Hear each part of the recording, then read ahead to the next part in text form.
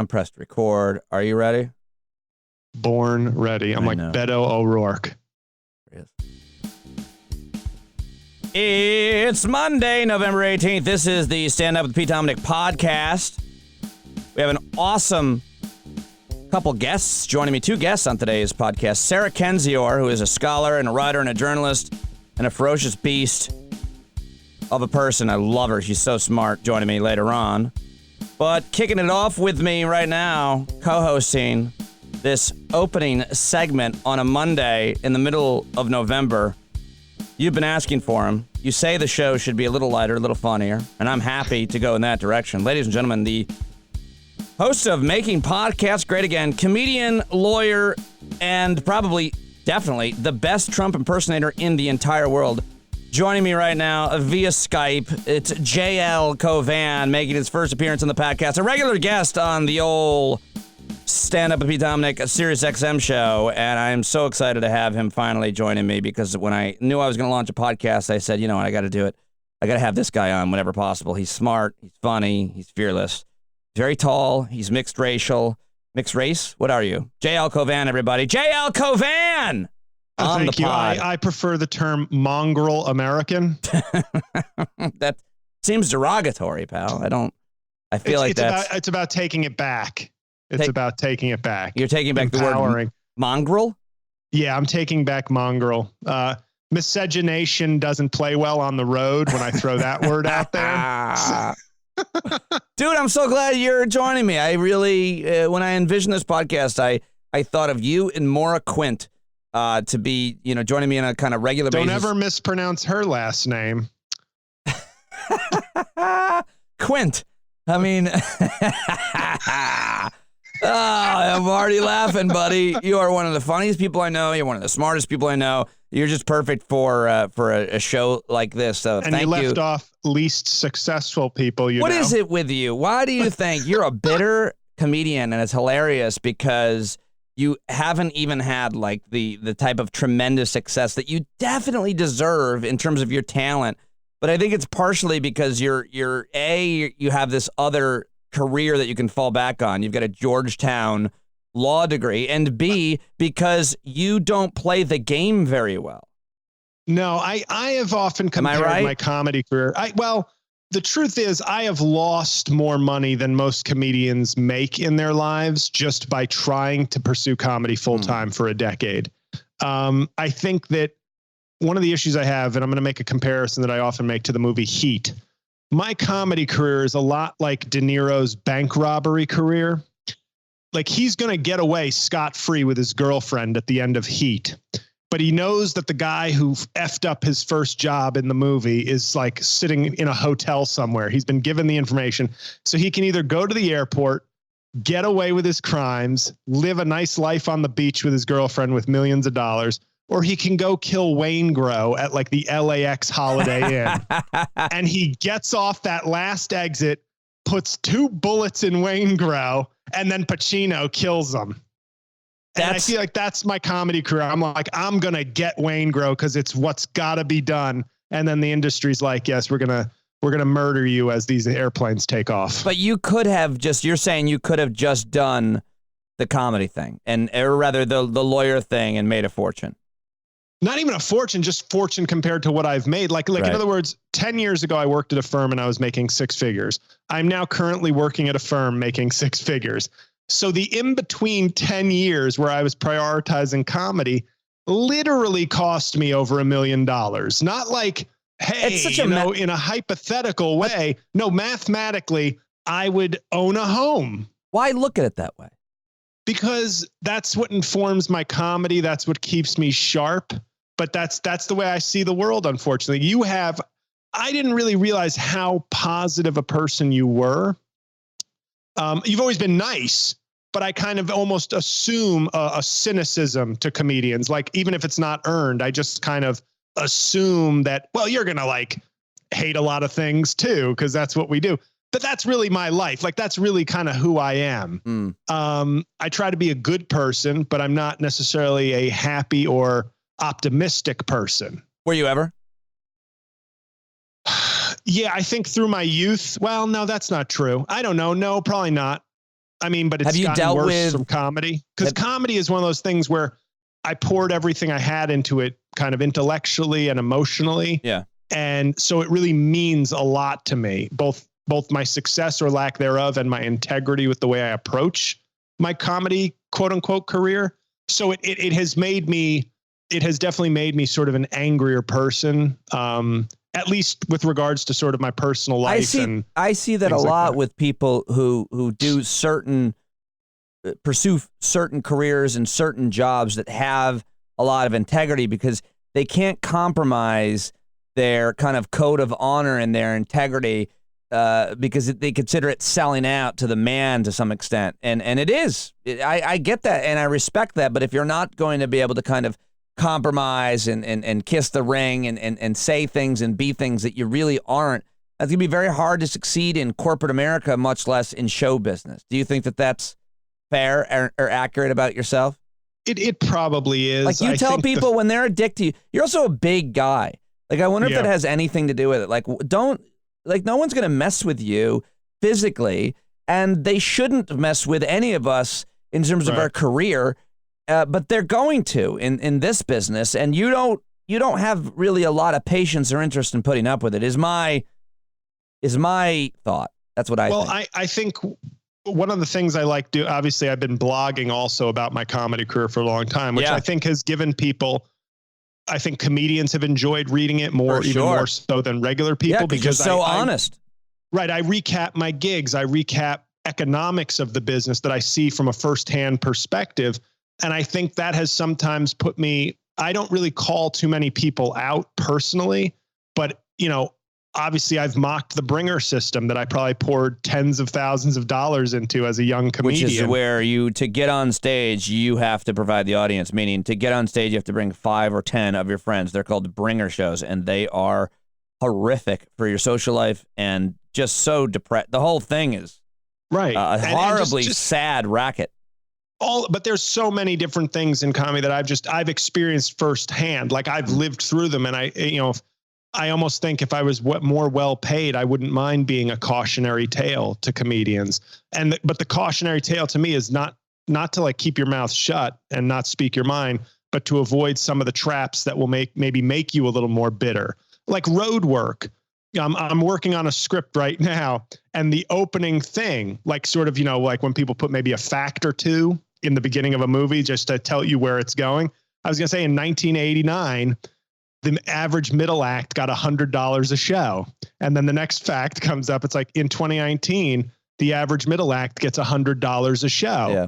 Because I have often said, I feel like the middle class of America, which often gets talked about, I really believe that middle acts in stand-up comedy are so emblematic and so ready for kind of a fictionalized representation as this middle class archetype. Like, you work hard, you go out on your own, you make your own name, and yet the money is less and less. Those at the top of comedy have never been richer. There's never been more money being thrown at big names and elite people by big companies.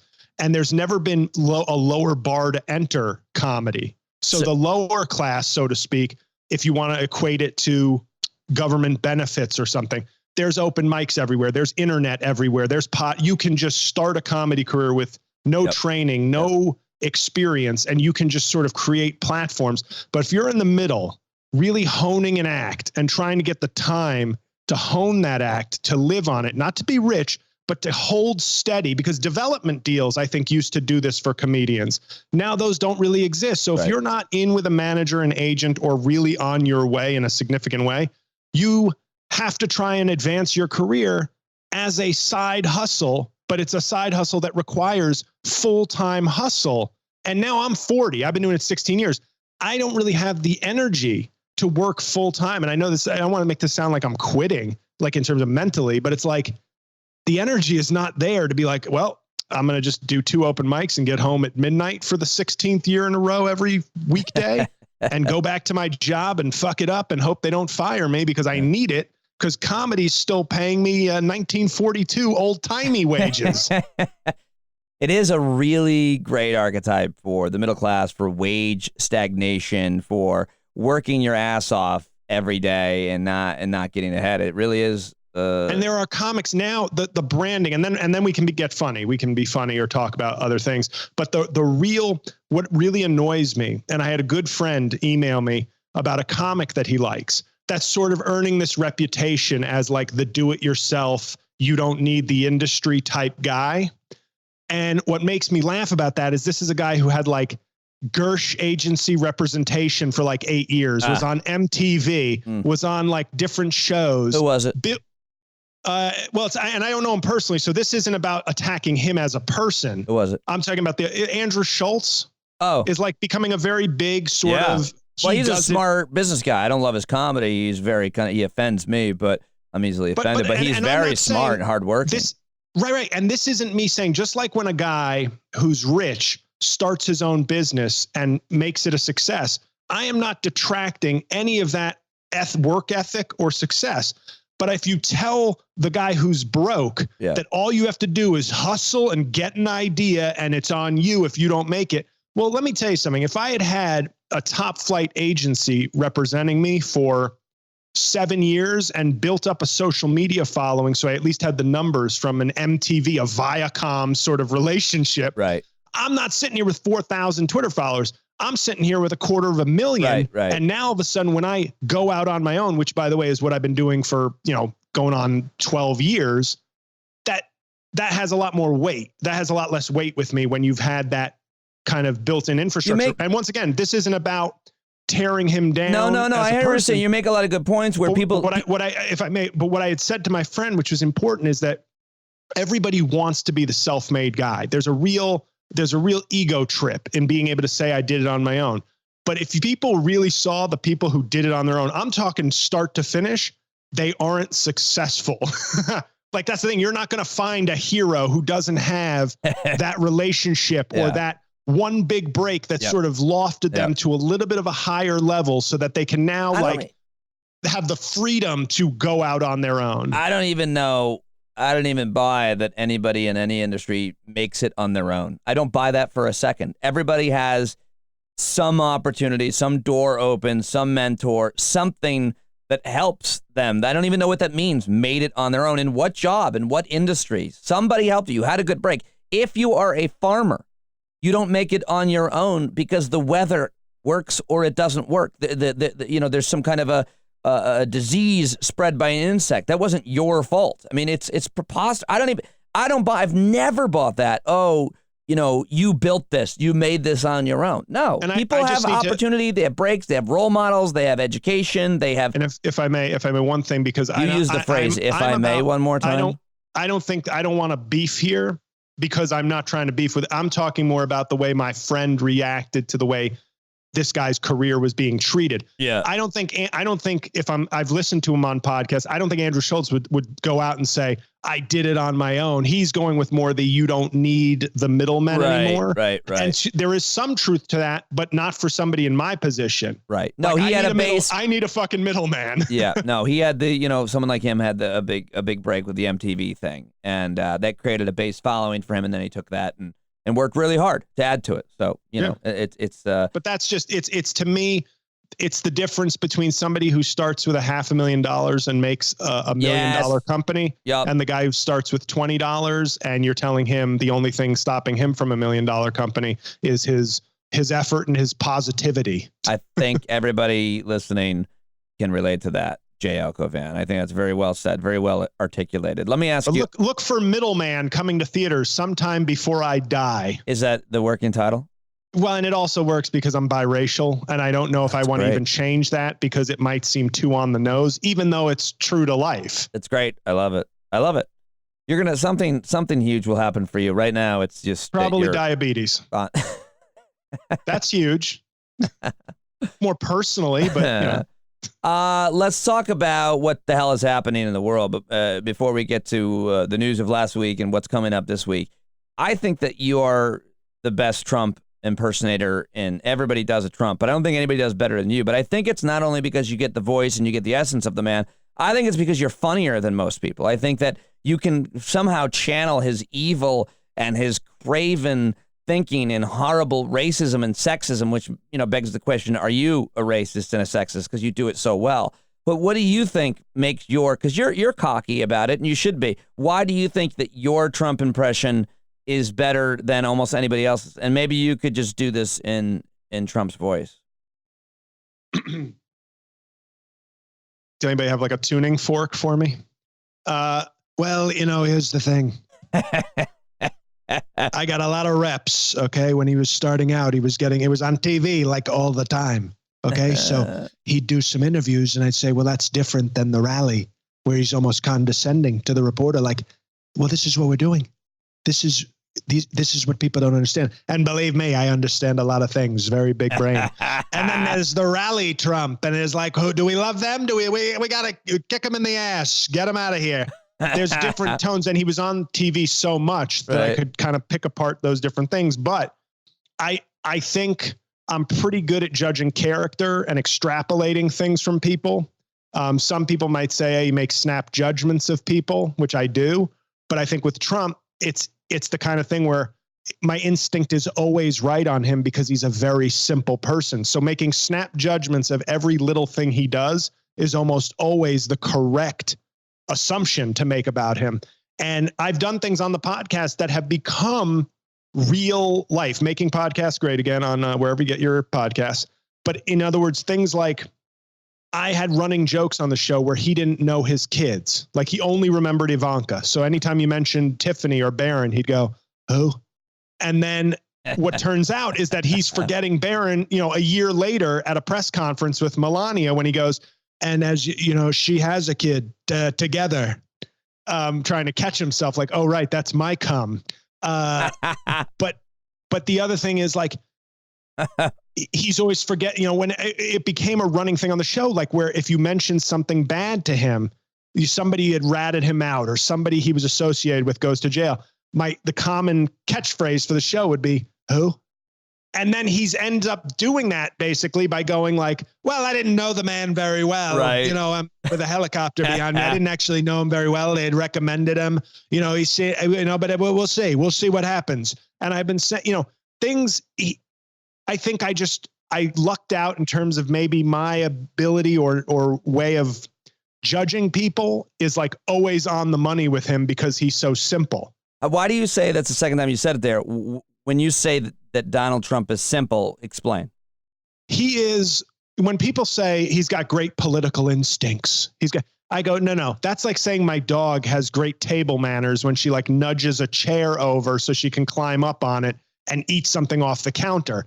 It's sort of sophisticated survival techniques. That's what Trump is. He's not a thinker. He's not like I'm really strategizing. He's an animal in need of survival. And he's just seeing what he can nudge, what he can dig that will help him live another day. It's not some sort of intellectual, like, he's so savvy. It's like, he's an animal in a forest getting hungry. Yeah. He doesn't to minimize or simplify what you're saying, he doesn't seem to think very far ahead. He thinks about getting through today like a raccoon in the woods. Yeah. And or as he food, would say, just trying to fill as he would say, his MAGA people would say, a coon in the woods. Wow. And then you don't know what they're talking about. I think you do. Let me ask you what you think about the news yesterday that President Trump went to the hospital and they're trying to say, his people, that it was for a routine presidential medical exam. And, sure. But everybody today, I woke up to Twitter on Sunday seeing everybody, rooting for him to be sick and stuff, which is, I think it would be bad if he died. I think it would be bad. If he died of natural causes, it wouldn't be good for those of us who hate him. There would be conspiracies, there would be whatever. But what do you make of what seems to be a definite health scare? Some people are saying, it could have been a heart attack or just a panic attack, but the guy is 70. I was boycotting McDonald's until he had a stroke because. Oh boy. Well, I'm just saying, you've got to, you have a reputation to uphold, and you're not, did McDonald's go the route of Lindsey Graham and all of a sudden not do what they do because they're scared of Trump? I joked on my podcast, which may or may not go live, but I was basically saying, your podcast? Making podcasts great again. Go ahead. But I basically just said, you know how they had a great success, the Marvel movies. Okay, they're called comic book movies. I don't know if you know that.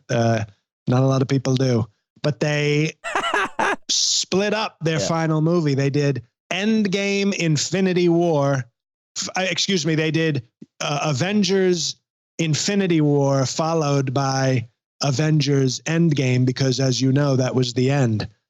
And I thought, well, my physical is at least as important as the Avengers, so we should split it into two parts. There's Trump physical penis inspection, followed by Trump physical cardio tests. That's what he did. He's saying he branded it. He said, you know what? Harry Potter, Hunger Games, Avengers, they all split their last chapter into two movies. So why don't I split my physical into two parts? He's 73 years old. And disgusting. And he doesn't seem to take very good care of himself in terms of exercise or diet, that's for sure. But so you would be, it really pisses me off because my dad, I don't know if you know this, but my dad, he's a less athletic, less moral Larry Flynt. That's basically what Donald Trump is. Larry Flynt is paralyzed, JL. I stand by my statement. My dad is 75 and had a heart attack, and he's in the best shape of any 75-year-old I know. And so it pisses me off that people his age, Rudy Giuliani and Donald Trump, haven't had, or say that about anybody that's bad or that you don't like. Why does the guy that takes great care of himself have to have the heart attack, and the evil guy who is a pile of shit is not having any health issues, at least that it's very frustrating. And then you have Elijah Cummings and John McCain dying as Trump stands gloating over their dead bodies. Yeah. And I don't mean that metaphorically. I am certain that he's taken a trip to McCain's grave spot and been like, "You're a loser." And now I'm going to tinkle on you. Okay, my friends. So, all right, let me just ask you, you're also a lawyer, of course, and a really smart cat overall. What did you make of last week's impeachment hearings? We've got a lot more coming up this week. Is it effective for what Democrats have done? Has it damaged him? Or is it like a lot of conventional wisdom that if you like Trump, then this doesn't change anything, and Republicans defended him at the Intel Committee, and if you hate Trump, then you think Democrats are doing a good job? I mean, did anything change last week with the testimony of these career diplomats? Yeah, unfortunately, I don't think so, because as I've been saying, and I probably said on your show, I believe that Trump is now de facto a religious movement where it's not about reason and facts. It's about faith and affiliation and feeling like you are part of something. And I think that the testimony was horrible for Trump, but Trump is able to play on two things. One is a less informed population, and that study just came out that Fox News is actually worse than not watching the news. Like in terms of giving you information, it was, I think, a Fairleigh Dickinson study that Nicholas Kristof cited today in the Times in his column, where watching Fox News is has the impact of being you're less informed than somebody who doesn't watch news or only gets their news from Daily Show. Yeah, one of the most interesting graphics is when they lined up the chyron or the graphics of the biography of the ambassador. Which one was it? Right. Taylor. And the MSNBC one was a straight down, this is what he's done.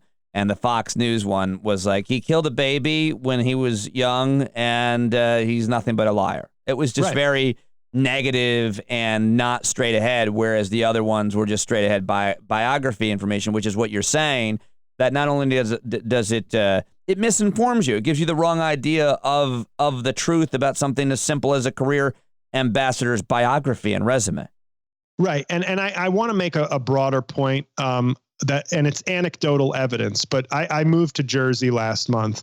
So I now have a decent commute each way. And I was leaving my train.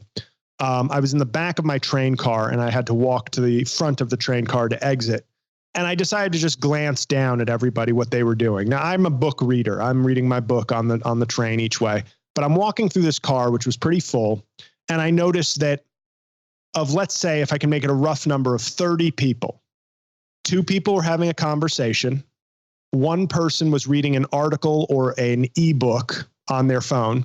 And I am not kidding you. The other 23 to 25 people were all on apps or games or texts. And I said, 15 years ago, if I was on a train, and I'm not even talking about the quality of things you're reading, but you would see 10, 12 people reading a magazine or a book. And now and this is, like I said, anecdotal. This is not scientific, but it was odd to walk through a train car and be like, not one person here is reading a book, even if you only count the one guy reading an article on his phone. And I took that as just, I feel like people are inundated with lots of informational tidbits, but nobody's doing the substantive reading. It's not as everybody, and the cell phone, I maintain, is one of the worst inventions ever. I'm not talking about the internet. I'm talking about the smartphone in terms of what it's done to how we absorb and take in information, our attention span.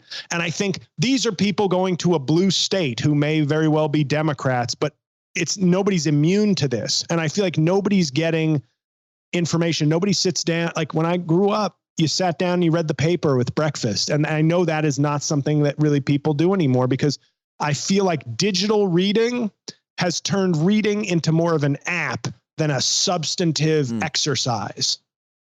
That's interesting. I mean, I don't disagree. I really don't disagree. I thought you were, I will say I was on an airplane last week, and I saw somebody else tweeting something about this, where everybody on my plane, in the tweet that I saw, again, anecdotal, everybody was watching the impeachment. I did see that tweet. So are you saying that people aren't paying attention to the impeachment proceedings, or are you making an overall general liberal airline you fly where everybody's just got TVs? I know when I fly Spirit Airlines, the airline of the people, we don't have all these fancy things like seat belts and TVs. You guys don't have seat belts on Spirit? The airline. It's an extra charge. The airline I do fly is called Elite Liberal. That's the actual. Would you like to be airline. In the business cuck class? It's just flown by people who have to be identified by their pronouns, like the pilots. It's really, it can get complicated, but it's safe, and the whole thing is a safe space. Yeah. It's made of the black box. But no, I agree. Like, if I were in front of a TV, I was trying to listen to some on my phone, but I was at work. But yeah, no, I think that's a good thing for people to be watching and trying to inform themselves. But I think, and what's odd is that Fox had the best ratings because they are like the #1 cable news network, but they had better ratings, like doubled CNN's ratings. So like, that's even more frustrating, is that they do have some of their people watching the hearings, but it's so tainted and so biased that you're like primed to think everything Bill Taylor says is bullshit. But it's like, that guy couldn't be more like sober and nonpartisan. Right. Yeah. Well, along these lines, it's been really fascinating, kind of a silver lining of being fired and having the rug pulled out from under my life of financial security and dream gig, is that there are a lot of silver linings, actually, little things that people might not notice, not having to. You could probably write a playbook about all the silver linings you have. I think I will. You know what? I think I'll do it, and I'll call it Silver Linings Playbook. Good idea. You're full of them. And then I'm going to write something called Heat, going back to our earlier part of our conversation. In case you just tuned in, is a thing you don't say in a podcast, by the way. I'm learning a lot. No, one of the silver linings was that I'm not paying as close attention to the news every single day, like it's a drip in my veins, which is something I did for over 10 years. And I was talking to a friend of mine who's not in media, and he was saying how when he cut out like the social media, and what he does is he reads the news in the morning and then again at night. He doesn't touch it, JL, all day long. Good. And because I haven't been, I've got plenty on my mind, stress trying to figure out what the hell I'm doing with my life. But I'm not stressed out about the news cycle because I'm not paying attention to it all day, every day. And nobody really should. And very few people actually do. But for those people listening, I highly recommend that just, punch in and punch out. There's nothing that's going to happen during the day. Like, it's this very kind of, I don't know, controlling or fearful, or maybe in my point of view, narcissistic, because if something happens, I have to weigh in on it. I have to tweet about it. I have to know everything that's happening so I can be part of the conversation. No, you don't. It's not healthy. It's mentally unhealthy to pay attention to the news the way that so many of us do. And I highly recommend taking this kind of course of action where you check in the morning and you listen to this podcast 3 days a week, and you check in at night, and you just read the recaps of the days, and then you go about the rest of your day. There's nothing that you're going to be able to do that's going to make the world a better place if you have to check in 10 times a day. What do you think of that? It says Gandhi once said, be the change you want to be in the world, but seriously, shut the fuck up between 10 a.m. and 7 p.m. He said all of that? I thought it was. Yeah, he was the unedited Gandhi is pretty right? edgy.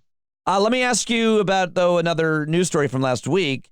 Roger Stone found guilty on 7 counts. What do you make of that guy? And what do you make of the idea that the Department of Justice still has some elements of justice? Yeah, no, I think it's going to be interesting when he gets conjugal visits in prison. People are going to be confused when he just sits and watches while his cellmate fucks his wife. He's a real swinger, right? He's talked about that in case anybody missed that joke. Is. He is literally a cock by choice. He is a CBC. He's a bad person for so many reasons and has been since the late 60s. It reminds me kind of like of OJ getting sentenced to prison for theft in a hotel after he got away with murder. Stone has gotten away with so many things his entire career. He's done so many horrible, heinous things, and it finally caught up with him. No, I think it's good. I think it was interesting that basically Rick Gates' testimony, from what I read, basically implicated that Trump was a fucking liar on the WikiLeaks stuff. Like, that's what bothers me. I mean, I'm already getting off the topic of Stone. I think it's great that he's been convicted. But I think that the people keep going like Russia was like, I'm so tired. And Robert Mueller, I hope Robert Mueller's wife leaves him to bang Bill Taylor. Because Mueller, everybody's saying Bill Taylor is performed the way that Robert Mueller should have. Right. And Mueller, it was Mueller's Mueller. Wife, it was apparently. Like watching like the old gunslinger who doesn't have it anymore. Yeah. But to me, it's like Trump. He went very, very soft on Trump because I can't stand when I hear people going, the Russia hoax was nothing. And I'm like, that's like saying the O.J. Simpson murders yielded no convictions. So sorry, libs. Do you know what I mean? Like, sorry, libs. No, do you know what I mean? In other yes, words, like I do. The Russia thing, yes. The Russia thing was not for want of like evidence, but sort of want of being able to convict. Like, it's clear. It's obvious they were colluding and shady and pieces of shit. And the fact that Trump went after Ukraine the day after basically Mueller was like, okay, here's the report, right. Is that Trump literally took that as a green light. Like, I did all this and it was okay. So now we have a legal seal basically saying we did nothing wrong, in my opinion. So let's go fucking do it right now. Again, it's crazy. Yeah, it's like, once again, not a complicated thinker, not a great strategist or conspiracy former. If he was smarter, he'd be in more trouble because it would look less obvious and more shady. But he's so dumb and like obvious that people are like, well, no, that's not how you do crime. You don't go into the bank with a toy gun, no mask, and say, give me your money. Right. All really good points. I mean, so the House is going to impeach him for sure. Oh, it's going to be great. We know that. Why is it going to be great? Like, what is it? Because it is their duty. And I am not of the, hey, there's an election. Fuck that. Like, he has done the offenses. That's it. Like, it is painfully obvious. It would be dereliction of duty not to, because he is so obviously in sort of breach of his covenant with this country that I don't think he ever really took seriously, but like we do. And I think the Senate, I'm not hopeful for a conviction, but I would be satisfied. I hate to say this. I would be satisfied if 10 Republican senators voted to remove, because I would say it's bipartisan. Well, they're going to have to. Like 7 of them that are up for tough re-elections are probably going to have to vote. And the one you got to watch is Mitt Romney, because I'm like, what exactly are you even hesitate. I mean, I understand if he's hesitating now because he doesn't want to tip his hand right away. But if he doesn't convict it, like you think this man is corrupt, a charlatan, a horrible person, and has committed impeachable offenses, and Utah doesn't like him. So what are you losing? Right. What are you losing to not vote to impeach? Let me ask you something that's not Trump or, well, I guess you can connect it to Trump, but it's not really politics. But I know you've been tweeting about this at JL Cauvin. You're a big sports guy and an athlete yourself. Alabama's quarterback or no, Kaepernick? Kaepernick. I don't know what's Alabama's quarterback. What's that story? Well, Alabama's quarterback, I'll make this point very quickly because I may write something on it, but I don't know how to pronounce his last name, but Tua. His first name is Tua, T-U-A, superstar athlete, obviously Alabama, one of the great teams in college football. He had a horrific leg injury this week that was basically the same injury that ended Bo Jackson's pro career. Bo Jackson hurt his hip. This guy broke his hip yesterday. Should I watch it while you're while we're doing this to get my reaction? Is the video rough? I only read about it, but I mean, all you have to do is say Bo Jackson injury, and I go, oh, okay, well, that's bad. Tua Tagovailoa. Sorry? I'm trying to pronounce his name. Tua. Go ahead. No, what bothers me about it, though, is all I kept seeing was prayers for Tua. Pray for Tua was like a hashtag, and it's all these Alabama fans and college football fans. And I'm going, these are the same people that would say, you ungrateful Tua, if he was asking to be paid for what he does, or that hate when certain athletes, you know what I'm saying? I'm saying MAGA country, which, by the way, it's no coincidence, I think, that the SEC dominates college football because no region of the country knows more how to get more out of unpaid black labor than the South. I'm not laughing. You're laughing.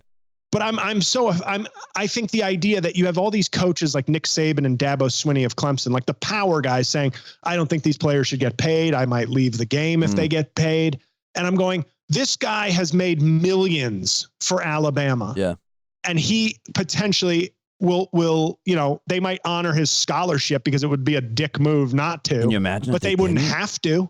And if he doesn't go to the pros, like he just made Alabama more money. Like he made Alabama, let's say $5 million. And now he may never make $1 million as a superstar football player.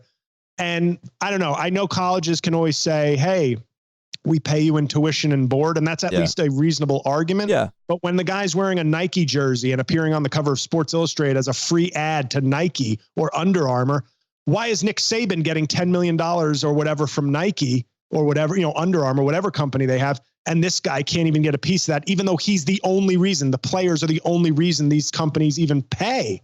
There is no defensible argument. And as Obama had said of healthcare, he said, if we started today, we'd be going for single payer or Medicare for all, but we're not starting today. If you started college football today, you could still make the argument, hey, tuition and room is a reasonable benefit to get.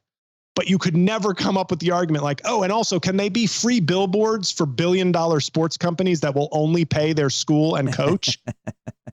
But on to Kaepernick. I hope he gets picked up by a team. What is your take on that? Is he? I haven't watched the NFL in 3 years, and Sunday NFL was a ritual that I highly enjoyed. I watched one Super Bowl because I got suckered in. My girlfriend wanted to watch the halftime show. Well, and then I got caught you up have been in the game. Boycotting NFL because of Kaepernick? I'm done with the NFL. Because of Kaepernick? Because what people will say is, well, what about when they hire a wife beater or a drug abuser or a violent person? And I go, that's all well and good, and that's also despicable. But to me, what they did to Kaepernick was sort of a league-wide. I felt like it was a collusion of sorts, that the league basically sort of said, yeah, let's not sign him. Because there were teams in need. Is there any doubt in your mind about that? I mean, there's a little doubt because but I would say I'm 90% certain. I just don't know how he couldn't be at least a second or third string quarterback on a number of teams, much less a starting quarterback. I don't know much about sports. I don't follow it that closely. So what the hell do I know? But it just like the guy was in a Super Bowl. Right. I mean, he played. He was young. And the thing is, they have given bums opportunities. Oh yeah. I'm a Jets fan. I get it. All right. Coming up this week, you've got another debate, the 20th. Oh yeah. Do you care? Are you watching it? I will watch it. I am obviously, as we said on the show when you were on Sirius, I was a huge Jay Inslee fan, and I miss him every day because I think he had, if people paid more attention, he had that right combination of progressive bona fides, executive experience, with a kind of strapping, more together version of Joe Biden. If you're looking for sort of the affable, telegenic white grandfather, he's more the guy. He still looks like he can bale hay, whereas Joe Biden is ready for the rocking chair sort of grandpa level. All right. Well, Jay Inslee's gone, and Pete Buttigieg is surging in Iowa. Surging. I am a big Pete Buttigieg fan. I've given money to 4 candidates still in the race over the course of the time. I gave $5 to Michael Bennet just to keep him in. Like, that was more of a, you need a unique donor. Right. I gave some money to Elizabeth Warren when she became the first one to call for impeaching Trump in the race. I felt like that needed to be rewarded. And I've given a little bit of money, a decent amount of money, to Pete and Cory Booker, who I wish was doing better. Cory Booker, that is. I like him a lot. I've interviewed him a few times. I think he's a genuinely good person. I think he has a lot of great qualities for a leader. And I don't know why he's not at least in that 7 or 8% range, but. Well, how do you feel about the entrance of one Deval Patrick? What's his lane? Why do we need him? His lane is, do you like Cory Booker but wish his voice wasn't so deep? Do you wish he was a richer, more high-pitched voice version of Cory Booker? And what about Bloomberg, who's apparently getting into...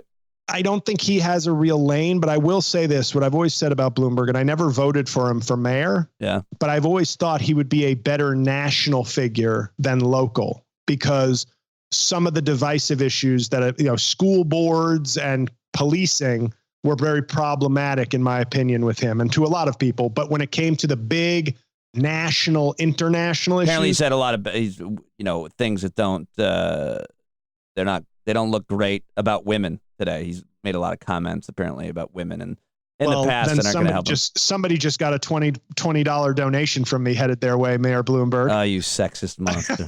Just kidding. But I think when it comes to environment and gun control, he is a bona fide leader. Yeah. But also on those issues. But also at many times, at many points, has said that the collapse, the great crash of 2008, didn't have anything to do with the deregulation of the financial industry. He would not blame his industry. He would not take the blame. Oh, sure. And those would be problematic, unforgivable. Things.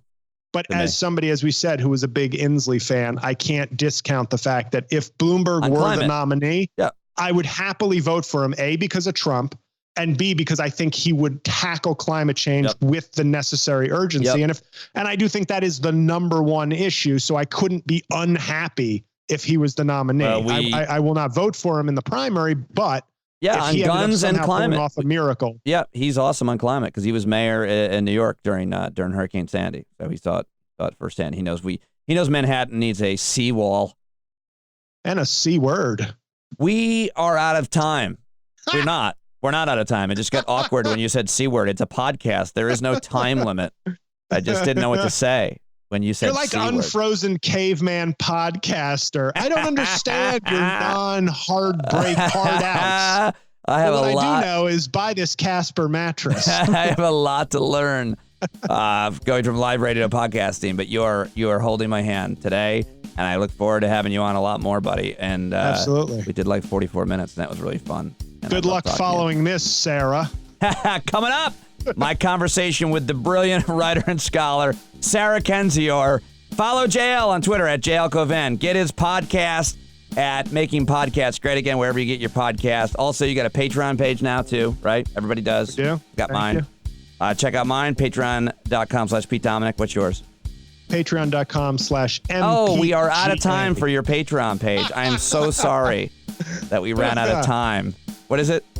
Patreon.com/MPGA. Making Podcasts Great Again. JL Cauvin, everybody. Thank you, pal. Thank you. Coming up, my conversation with Sarah Kendzior.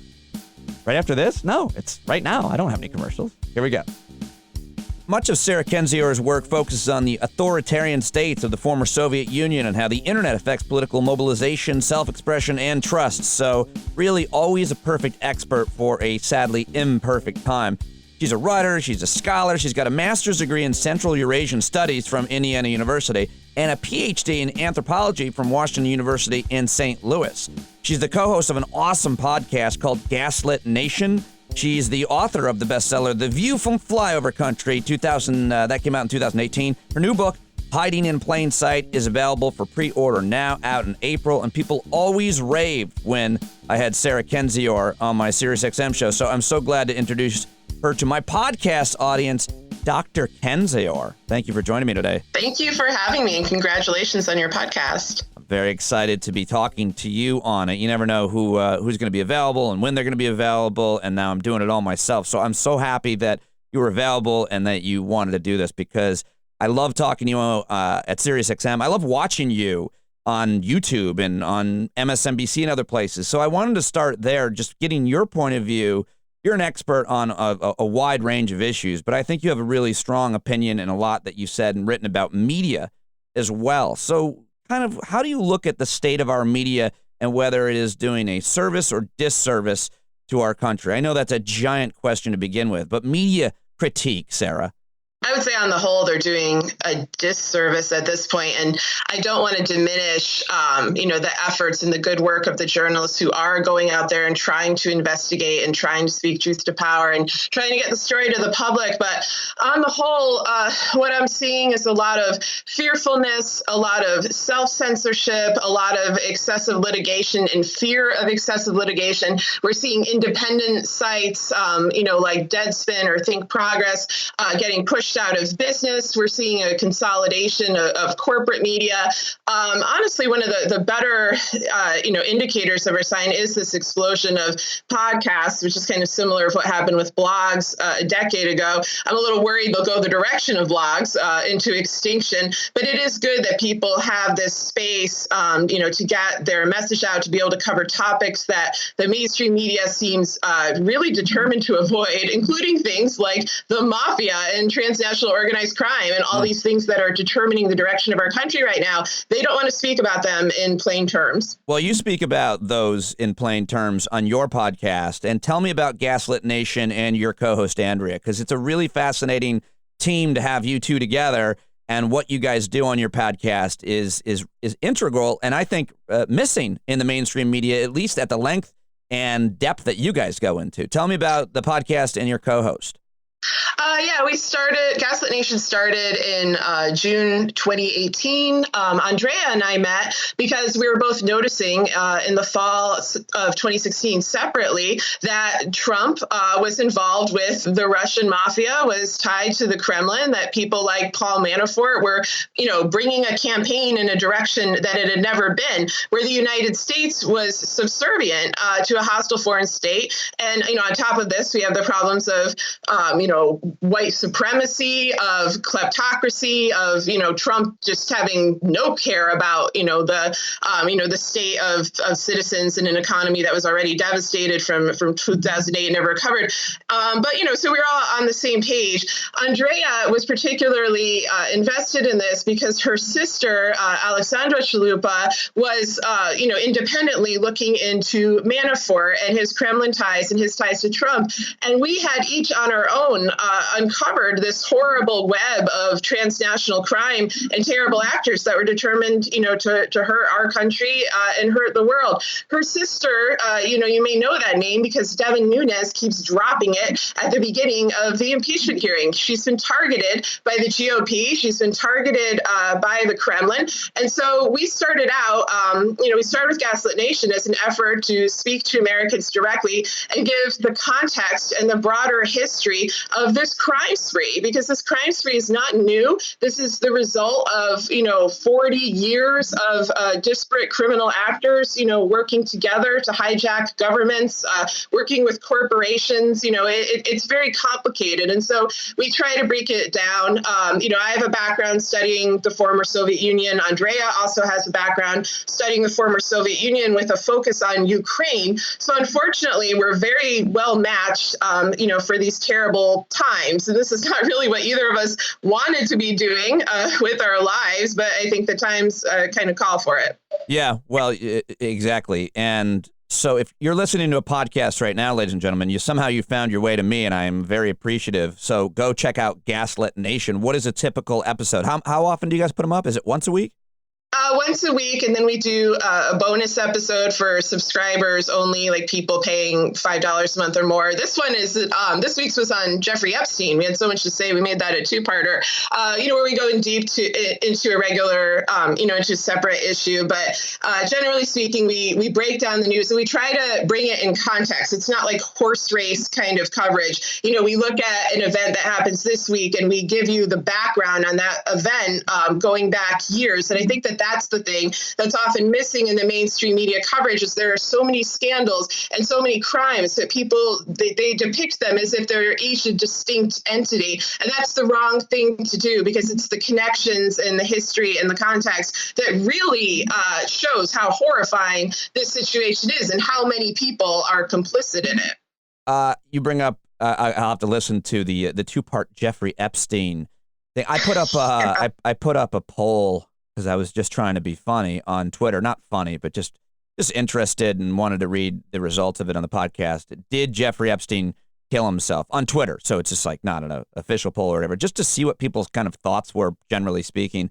at least on my Twitter feed. So it doesn't really mean anything. But somebody had a really interesting thread of replies, Sarah, on that post saying, talking about conspiracy theory. And I've always been very interested in conspiracy theory. I've always been really concerned about it.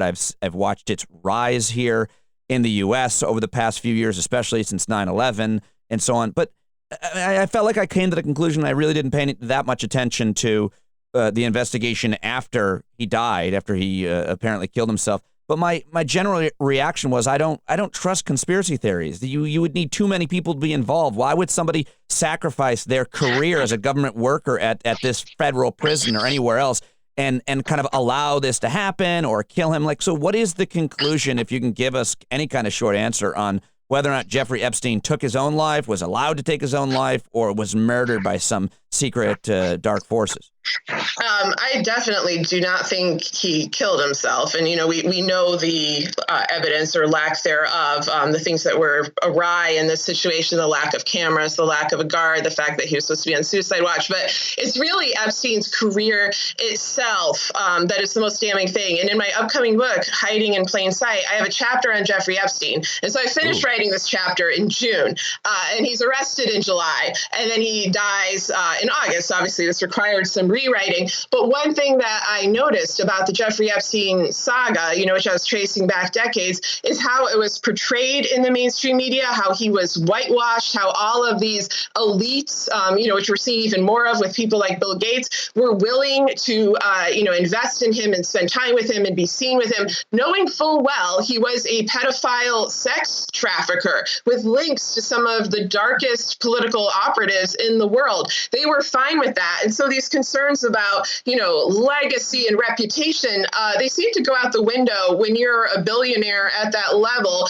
And I think we've had a general loss of standards in terms of, what constitutes a scandal, what constitutes something that breaks a career, because careers are primarily held up by money. And so when it gets into the sort of conspiracy theory territory, these are people living a life at a level that we cannot fathom because of the enormity of their wealth, of the enormity of their power. We are in a new gilded age, a gilded age that far surpasses the previous ones. And, we're in a new age in terms of things like, digital technology and surveillance culture and other things that enable people to carry out threats on a massive scale and also, to carry out blackmail, bribes, intimidation, and traditional mafia tactics kind of jacked up to a huge degree. And, right. Sorry, go on. No, I just said right. So what is the conclusion, do you think, of what happened? Do you have any idea? Do you have any theory as to how he died?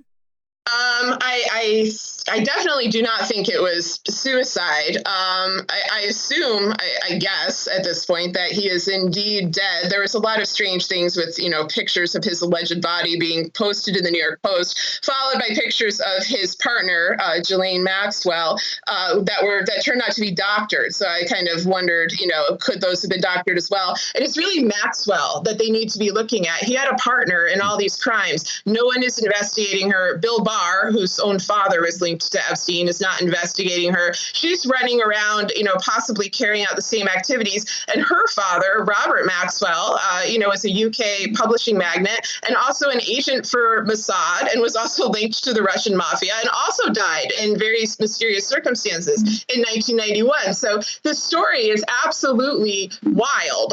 That's what I was saying in our special episode, is I usually don't like to go so far into this territory, but this is a subject where kind of, anything goes, because it's off the charts, insane. And the fact that the media isn't all over this, I find to be very weird, because it has everything. It has horrible sex crimes. It has spies. It has governments. It has blackmail. It's got suicides and mysteries.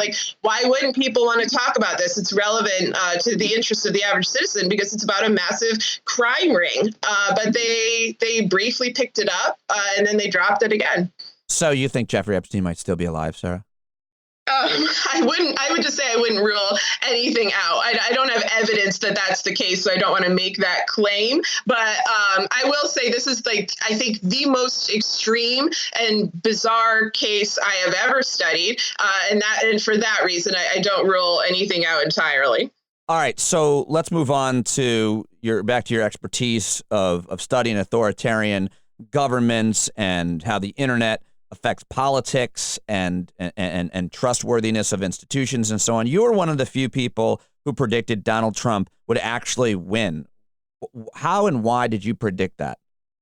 Oh, there are a few reasons. Part of it is I had studied kleptocracies in the former USSR. I'd studied fascism, demagogues, and demagogues rise during times of instability, particularly economic instability, and the collapse of institutions and the collapse of institutional trust. And so all of that has been happening in the U.S. for several decades because of the Great Recession, because of the wars. I also live in a part of the country that was especially hard hit. I lived in Missouri. And so when people from New York and DC would go on about how we had recovered and everything was fine, and, sometimes they'd even say we're in a post-racial society, I thought they were full of shit.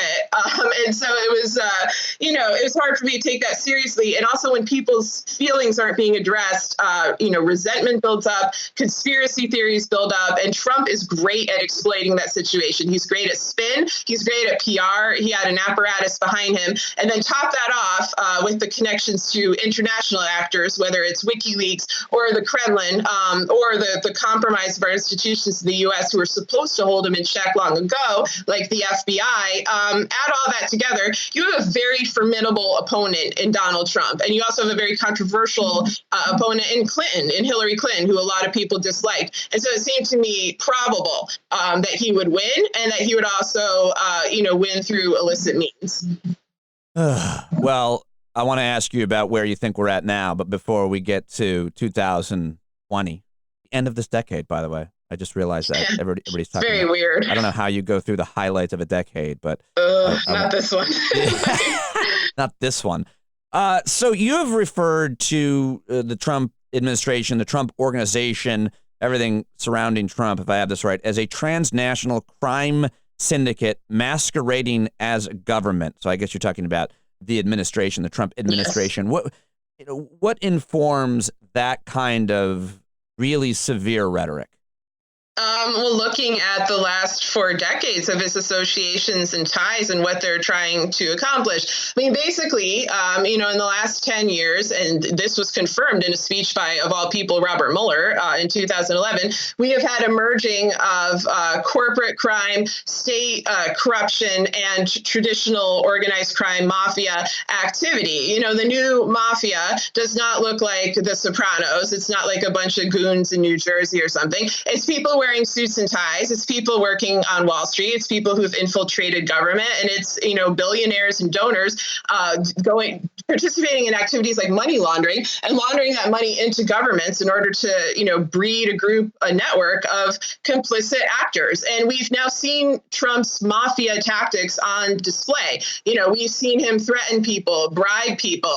We've seen all sorts of horrible kleptocratic actions in terms of, his abuse of executive power to enhance personal wealth. He's installed his family members in the government to continue that endeavor.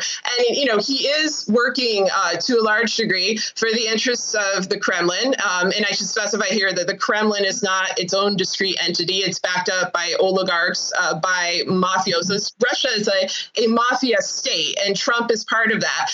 You also have other international actors participating in this. You have Saudi Arabia and MBS. You have Israel and Netanyahu. You have Erdogan, who showed up in the White House. They're all, working against democracy. They're all working against the traditional alliances of the Western order. They don't want NATO. They don't want the EU. They don't want anything that's going to bring down, for example, sanctions that will stop this flow of illicit money from moving along. And so a lot of the money here is financial, and it's also about the consolidation of power to prevent them from facing criminal consequences, which is why you have people like Bill Barr trying to write the rule of law. What are your thoughts on Roger Stone, his role in all of this, and the fact that Trump's Department of Justice, do I have it right, found him guilty of 7 counts? What is that? What is his role, and what does it mean that there still does seem to be justice working at times for some people? Yeah, Roger Stone is an incredibly significant figure in this. He's managed all of Trump's prior presidential runs. And, you need to remember that Trump has wanted the presidency for 30 years. He was not a neophyte. This was not a new idea that came to all these guys. He's wanted this since the 80s. And the first time, he put his foot in the ring was 1988. And Roger Stone was his campaign manager then. And so Roger Stone, was also a partner with Paul Manafort. They ran a group called the Torturers Lobby that also facilitated these corrupt international interactions. Roger Stone was also connected, with WikiLeaks and other hostile non-state actors. Roger Stone should have been in prison a long time ago. And he's open about this. He did a documentary about all his crimes. He did a documentary called Get Me Roger Stone, where he's like, yeah, I did all that. And nothing happened to me, look at me. And so, that's the fault of law enforcement. That's the fault of people who just let this happen. Finally, he seems to be facing some accountability. But what I worry is that conviction is not the same as a sentence. And we've seen very, very light sentences for all of the other criminal actors in the Trump ring. Michael Flynn is just out walking around. Same with Rick Gates. Manafort was supposed to get a sentence of about 300 years. That was the estimation early on. Ended up with 7. And the judge, after being threatened, said that he was a person who had led a, quote, otherwise blameless life. The judge in Stone's case was threatened by Stone. He threatened to kill her. And that didn't have any effect. He was never charged for that. Nothing happened to him for doing that. He's not supposed to be sentenced till February. So I'm a bit worried that either he'll be pardoned or he'll just get some sort of, slap on the wrist, and he'll be out and back to his dirty tricks and crimes again. So, this is a small victory for justice, long overdue, but I don't have that much faith in it holding up. But still good to see, right? It does mean, if you're looking for silver linings, it does mean that President Trump hasn't consolidated the entire Justice Department to be working directly for him the way it seems the Attorney General is. Well, yeah, that's their goal. I don't think that he's, succeeded in that entirely, but at the same time, it did take a very long time, for Roger Stone to get to this point. And the issue here is not about revenge on Roger Stone. It's a matter of public safety. That is why Manafort needs to be in prison. That is why Roger Stone needs to be in prison. It's for national security and public safety, because these are people who threaten people's lives. These are people who trade in state secrets, who regularly deal in blackmail and bribery. They're, a menace to American democracy. And so I'm more interested in that. And like, how do we protect ordinary people from what they're doing? And hopefully the judge will keep that in mind when the sentence occurs. I was talking to my dad the other day about this. I don't know why that's relevant to the conversation, but I always try to act like I know what I'm talking about when I'm talking to family members and other people that don't pay as close attention as these things as I do. And I told him that Paul Manafort was in jail now. Paul Manafort is not in jail. I know Roger Stone isn't in jail yet, but they're not in jail yet. Like, they get sentenced and then, well, Manafort was sentenced. I thought he went to jail. Well, he was supposed to go. He is in prison. He's supposed to be moved to Rikers, and then that changed. He's the reason you're probably confused is because Manafort went to prison. He was given the sentence, and he carries out crimes from prison. He was doing this during the time, when he had been indicted. And he kept breaking the law, and they finally had to put him in. He was writing propaganda for Ukrainian newspapers. He was communicating with other criminals in the Trump sphere. He got caught in part because he didn't know how to convert a Word document into PDF. And so that caused him some problems. I mean, it's bizarre. Like, they're so brazen. They're so flagrant. They're not really worried about being punished, even at this stage. And so, that's worrisome. Some of it is bravado, but a lot of it is the fact that they have been operating, carrying out these white collar crimes, or kind of crimes that straddle this line between illicit and illegal, for about 40 years. So they're pretty confident that they're going to succeed. And I think Stone feels the same way. I thought it was interesting that both Manafort and Stone did this whole, oh no, I'm sick, thing at the trial. It's just such an old mobster trick. Like, Manafort comes out in a wheelchair looking like he's 80 years old. Stone is like, vomiting or something. I mean, it's so cliche, but this is what they do. I'm glad in the case of Stone, that the judge did not fall for it. I heard Roger Stone shit his pants. Is that not true? Do we not? I mean, it could well be true. I mean, Roger Stone is the kind of guy who would like shit his pants and want you to know it because he wants the drama. He wants the scandal. He loves the attention. This is the thing that people need to get, is that they don't mind being caught. They just don't want to be punished. And there's an enormous difference there. And that's why actual hard consequences that keep these guys, from the public, from having public influence, are really important because they enjoy this. Roger Stone is a very theatrical person. He understands media and spin. He understands how to control a narrative. He's very smart in that regard. So of course he's going to pull out all the stops at his trial. I think he's probably bummed that his trial happened during the impeachment hearings because he didn't get the full attention of the media, which is what he craves. Point. Yeah, that's a great point, Sarah. All right, let me go. We're talking about Roger Stone, talking about Paul Manafort earlier. You mentioned your co-host Andrea, your podcast Gaslit Nation, which everybody has to subscribe to.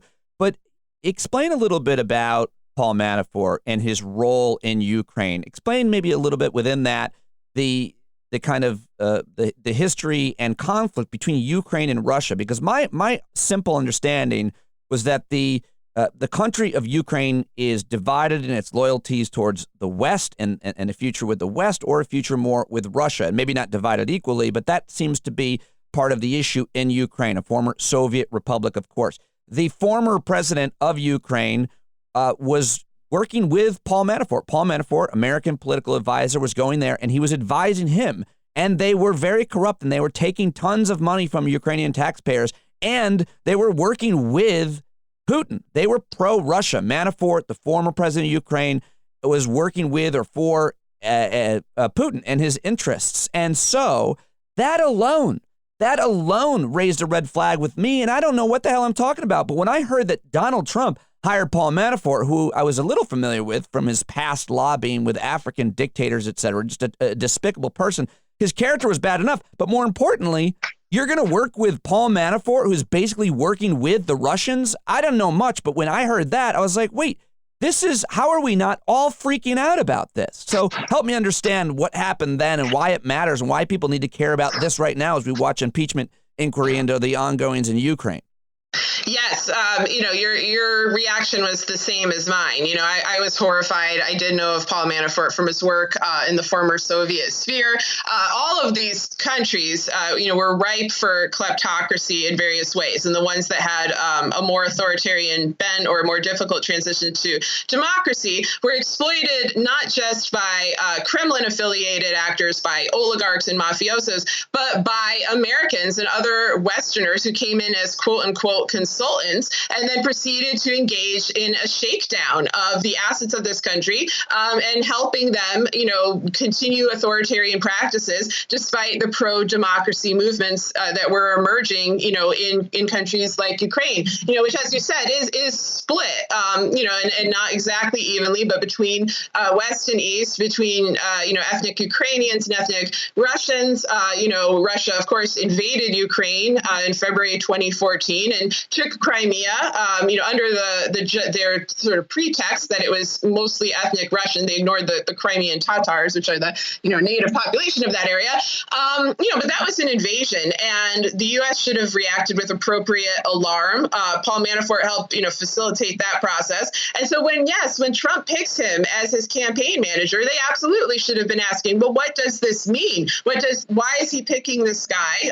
How long have the ties between them gone on? It turns out a very long time. Manafort lived in Trump Tower. He moved in there in 2006. At the same time, he started working, for various Russian oligarchs, in particular Oleg Deripaska. He also had known Trump since the early 80s when Roy Cohn, Trump's mentor, introduced him to Manafort and Stone. So this is a very long-standing plot to take political power, and basically share it, with these, oligarchs and, various people associated with the Kremlin, not necessarily for state power, but for personal power, personal enhancement that kind of overarches above our traditional conception of nation states. And so, yeah, it was very frustrating to watch Paul Manafort, on the Sunday shows, interviewed by Chuck Todd, as if he's just this regular guy, this regular GOP consultant, who's not a criminal, he's a hardcore crime machine. They did not regard him in that way.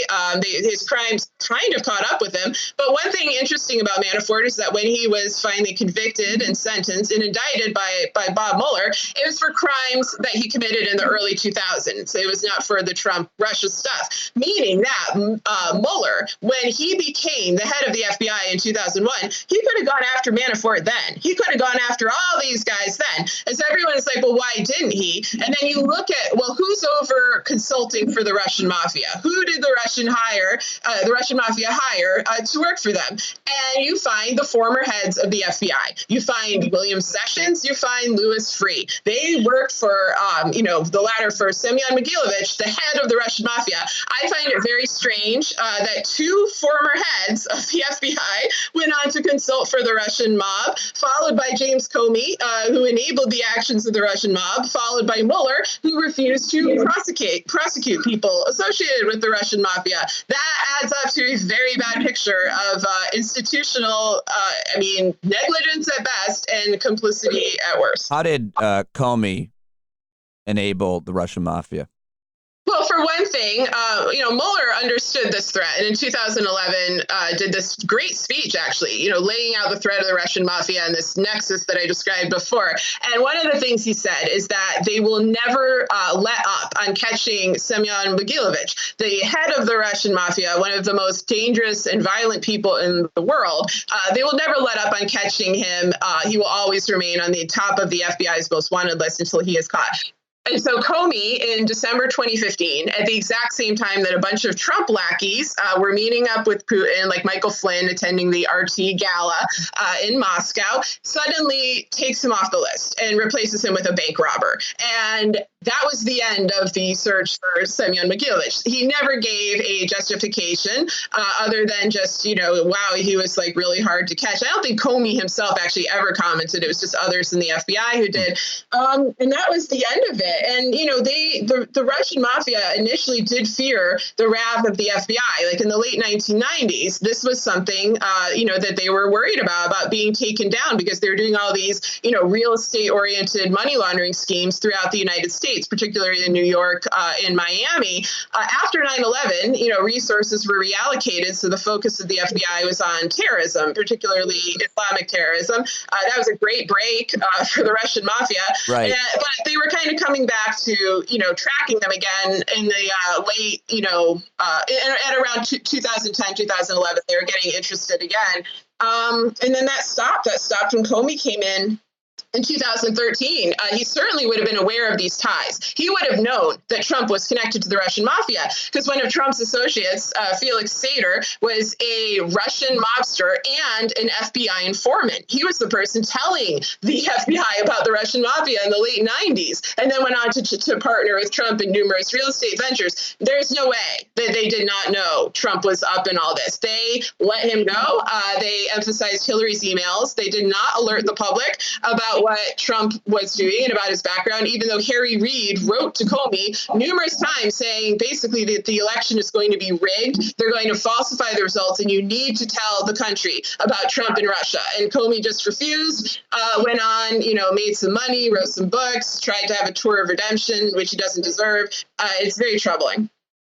How do you look at, or what is the biggest criticism or thing missing from Robert Mueller and his 2-year investigation into President Trump, his relationship with Russia, Russians, et cetera? I mean, Mueller did a bad job, and I've been saying that since before the report came out, because my critique is much more with the probe than with the report. He didn't indict people who confessed openly to crimes, who were committing crimes in plain sight. For example, Donald Trump Jr., who tweets out evidence of his crimes. Trump, who confesses to obstruction of justice on television.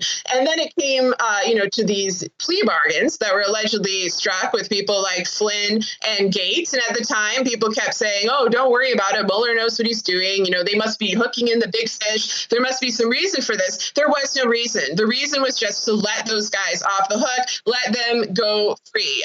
Mueller, I think, is either compromised on some level or perhaps threatened. At any rate, he is doing the work of Trump. I don't know. I kind of don't think he voluntarily sought to do that, because he was very much on the ball in outlining, what the problem was, outlining that it was the Russian mafia mixed with nation states, mixed with corporations. It's extremely complex. But he dropped the ball, I think, intentionally. He's, a longtime friend of Bill Barr. I think Bill Barr is one of the worst villains of this entire saga. I think Bill Barr had an influence in how Mueller was going to conduct the probe. But you have to remember, Mueller was watching this thing way back in late 2017 throughout 2018. He never went after Kushner, for example, who I think is a severe threat to the United States. And so that's my main problem with him, not so much, with the actual report. Why is Bill Barr such a bad actor? Oh, he's been a terrible actor his entire life. I mean, Bill Barr is the cover-up general. That's what William Safire called him in 1992. And so when you get some asshole conservative saying that, you're too much of a Republican asshole, that you've got problems. Bill Barr exists to clean up the GOP's worst crimes, in particular Iran-Contra. But, he went in 2017 and auditioned for the role of Attorney General by saying he was, never going to indict Trump. And also that what we really needed was to investigate Hillary Clinton and Ukraine. And so Bill Barr's whole strategy is flip the script and accuse your opponent of what you're guilty. That's also Roger Stone's strategy. It was Roy Cohn's strategy. It's a classic strategy, but he's using it in a legal way. He just did this horrifying speech to the Federalist Society in which the quote unquote resistance was presented as the great enemy of the United States, and basically of doing all the exact same crimes that the Trump administration itself is doing. He will stick to this. He will stick to this fantasy. He will actually persecute and prosecute completely innocent people who just want democracy and the rule of law. And people should not underestimate this. There's still this idea that it can't happen here in America.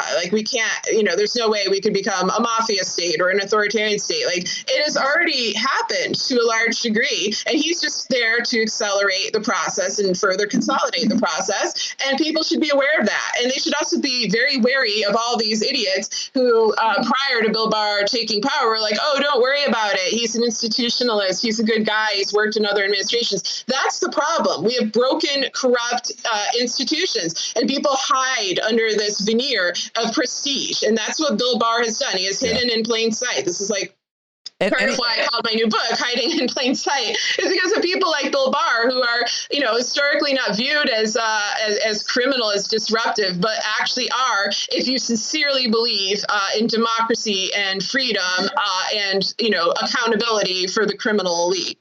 It would seem that people who knew Bill Barr's role in Iran-Contra and what he did to kind of end that or cover it up, I forget exactly what his role was, but I know the people who watched that when it happened, constitutional law scholars, people who paid attention to that, knew that couldn't believe that he was even being nominated because of his role to help cover up Iran-Contra. Yeah, absolutely. I mean, I was a child during Iran-Contra, but, it's not hard to just crack open some archives and, read some articles from, the late 80s and early 90s, where you see, people, including conservatives, horrified by the actions of Bill Barr. And then he was kind of forgotten. And, I've said this before, that Trump basically, treats the administration like he's on Celebrity Apprentice. Like, he digs up these forgotten, disgraced D-listers, which Bill Barr had kind of fallen into that category before he was revived, and he installs them in the administration or in the campaign. Like Manafort also kind of fit this category. They never actually go away, and that's part of the problem, is they're not held to accountability earlier on. And this is part of a broader pattern in American history, especially for the last 40 years, where we see, basically post-Watergate, we see horrible criminal activity, whether it's the war in Iraq under false pretenses, the financial crisis in which, the bankers did not get indicted, the election itself in 2016, there's so many examples of this. There is no accountability for the wealthy and powerful. They just kind of give them a pat on the back and are like, yeah, don't do that again. And what do? They go and do it again. And so you see the same names popping up over and over. Iran-Contra is another example of this. We saw the revival of Oliver North, of all people. They get rehabbed, they get brought back, into the public eye. And the media treats this as if it's all fine. And if anything, they should learn the lesson from Manafort, who they had on as a, objective commentator and who is now in prison, that this is not fine. These are actual terrible people, and they may look like you. They may be white guys wearing suits and ties who have a lot of money, but they are part of a criminal network, and they should, be assessed as such. Yeah, I agree, especially with the part about, the media rehabilitating and giving, a second chance or a chance at all to certain people on any number of things, because at some point your credibility is compromised, whether you committed a crime or whether you just made numerous bad calls. At some point you shouldn't be invited on or asked for your opinion on financial issues if you were one of the architects of the recession, or denied, the primary causes, like deregulation. You shouldn't be invited on to talk about future foreign policy endeavors if you were a cheerleader for the Iraq War, et cetera. Yet they keep getting invited on as if there aren't really smart people like you and so many others that were right about things. Like, invite the people on who made the right predictions for the right reasons. Let me ask you, though, about another issue, Sarah, before we get a wrap, which is, looking ahead, 2019, in your great best-selling book, The View from Flyover Country, which is available now. Everybody should get that book. It's a collection of Sarah's essays. I really, really enjoyed it. Learned so much from it. You should get her next book as well, which is available for pre-order in plain sight. But Sarah, when looking at the current, situation in America, people will talk about the Dow is breaking records right now again. People's 401k are at record high. You hear a lot of people saying, as long as my 401k looks good, I don't care what happens. But most Americans understand the rising costs of health care. I think most Americans think climate change is terrifying, that hate crimes being way up, and racism and sexism and the issues that we're dealing with here and that our leaders aren't working to fix, that wages are mostly stagnant. And at the same time, the House might impeach this president. Where do you see the current lineup of Democrats now with a new improved billionaire edition potentially? Where do you see this election going? How worried are you about interference? But given all of the economic, indicators I just mentioned, where is America right now in terms of what we want for future leadership? I mean, America is still in the same terrible place it was before Trump was elected, and that it's been, for over a decade, because of the recession and because of, these other losses in capable institutions that I mentioned before. Most people don't have money in the stock market. Most people are extremely worried about their health care. People who have health care are still paying too much for health care. And so people are worried about all of these, everyday life concerns. As this happens, our government has been hijacked by a transnational crime syndicate. Like, there is sort of this weird thing in watching the election in which candidates, they're discussing all these day-to-day issues and kind of staying away from the things that Trump is being impeached over. But it is all, one thing. Like, what corporate criminal actors who are connected to the mafia do to things like our healthcare system, our prescription drug system, our government in terms of kleptocracy, in terms of just basically stealing taxpayer money for their own initiatives. It is all connected to that. And so what they need to focus on is corruption, is rooting out corruption on every scale, like on a small scale and on this global scale in which you have, billionaires that kind of float above us in their own buffeted economy. We've seen in Elizabeth Warren's calculators, how if they're taxed, they're still going to be doing, incredibly well for themselves. Like, they're still going to have billions and billions of dollars, which no one should have that much money. Like, I think it's agreed. Agreed. I am all for a maximum wage. You can call that radical or communist, whatever. It's insane when you have 7 billion people on the planet and the wealth concentration the way it is. But one person having $1 billion, that's hundreds and hundreds of $1 million. It's insane. It should never be any system that allows that. Is a broken, corrupt system. Sorry for jumping in there, but I just had to. Oh, no, I agree. And it shouldn't be thought of as such a radical idea. Like, how dare you take my, tens 7 billion people. Like, you're going to survive. But who's not going to survive is the bulk of humanity because of things like climate change, because they don't have access to healthcare, because they are struggling to find food and shelter and, basic daily needs. Like, these are not great philanthropists out there. These billionaires are not actually interested in solving any of our day-to-day problems. And the ones who've joined the race, should drop out. Like, I think if you are sincerely concerned about the state of humanity, you would be giving that money away out of a sense of shame that you even have it and that you've allowed it to grow in a very, very broken system. But they're in their own reality. They need to be taken out of it. I lean towards the candidates, who are most open about doing that, most open about the stark injustice of this situation even existing. Like, it doesn't matter on some level, are you a good billionaire or a bad billionaire? Like, you're all bad because you're all hoarding money and wealth and abusing it as a form of power. Like, that wealth just becomes power, whether you like it or not. And with power comes responsibility, and they have not been responsible.